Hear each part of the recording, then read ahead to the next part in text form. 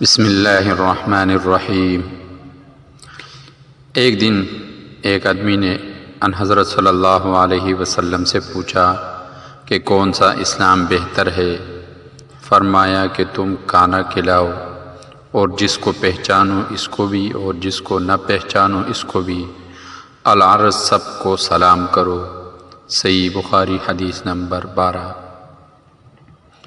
بے شک رسول کریم صلی اللہ علیہ وسلم نے فرمایا، قسم ہے اس ذات کی جس کے ہاتھ میں میری جان ہے، تم میں سے کوئی بھی ایماندار نہ ہوگا جب تک میں اس کے والد اور اس کے اولاد سے بھی زیادہ اس کا محبوب نہ بن جاؤ۔ صحیح بخاری حدیث نمبر 14۔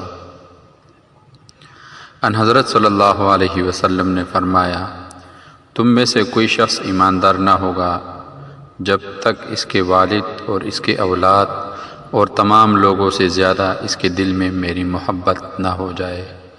صحیح بخاری حدیث نمبر 15۔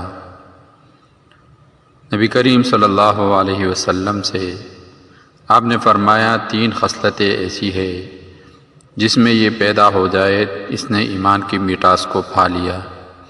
اول یہ کہ اللہ اور اس کے رسول اس کے نزدیک سب سے زیادہ محبوب بن جائے۔ دوسرا یہ کہ وہ کسی انسان سے محض اللہ کے رضا کے لیے محبت رکھے۔ تیسرا یہ کہ وہ کفر میں واپس لوٹنے کو ایسا برا جانے جیسا کہ آگ میں ڈالے جانے کو برا جانتا ہے۔ صحیح بخاری حدیث نمبر 16۔ آپ نے فرمایا، انصار سے محبت رکھنا ایمان کی نشانی ہے اور انصار سے کینہ رکھنا نفاق کی نشانی ہے۔ صحیح بخاری حدیث نمبر 17۔ اللہ تعالیٰ ان احادیث پر عمل کرنے والا بنا دے اور دوسروں تک پہنچانے والا بنا دے۔